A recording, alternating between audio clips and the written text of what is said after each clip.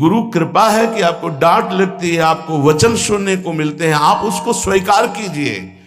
ये मन की, ये दुर्वासना की वृत्ति को हटाइए।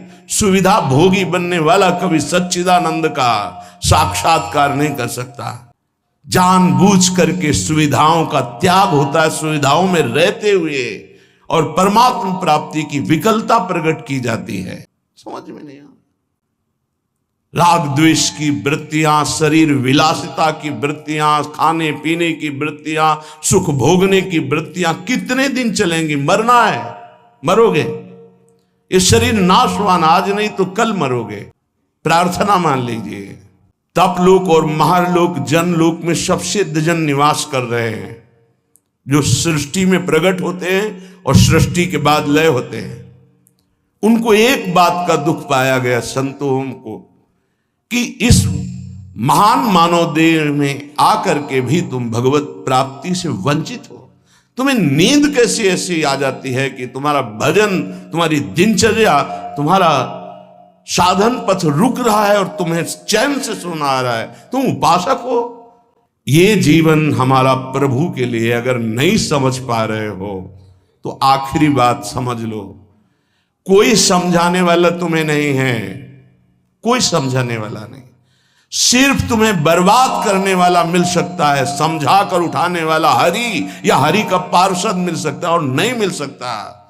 तुमसे मित्रता करके तुम्हारी वासनाओं को बढ़ाकर तुम्हारे चित्त को विक्षेप में भर देना, ये संसार के हर व्यक्ति वस्तु स्थान का प्रभाव है। तुम, तुम्हार सेवक असुरारी, दो ही केवल बचा सकते हैं, भगवान और भगवान के भक्त।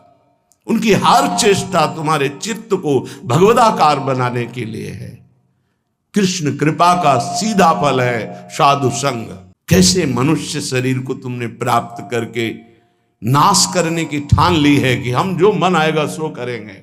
फिर प्रार्थना करता हूं सब उपासक उपासिकाओं से, गृहस्थ विरक्तों से, यदि आप हमारी श्री जी से जुड़े हैं तो आज्ञा पर ध्यान दीजिए। अगर आज्ञा पर ध्यान नहीं देते तो माया तुम पर ध्यान रख देगी, और उसके ध्यान रखने का मतलब है बैठे बैठे जलोगे, जैसे अंगार पर जला जाता है, ऐसे जलोगे। दुर्वासना तुम्हें जला देगी, तुम्हें पता नहीं है। अब अपनी जीवनी शक्ति प्रभु की तरफ लगती है तो हरि गुरु को शीतलता प्राप्त होती है, वो प्रसन्न होते हैं।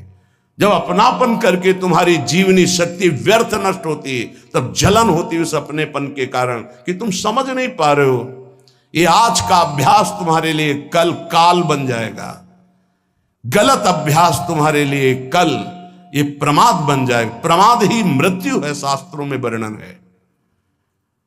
जो अप्रमादी है, प्रमाद रहित है, वही भगवत तत्व को, जो भगवत तत्व को प्राप्त कर लेता, वही निर्विकार स्थिति में परमानंद में डूबता है।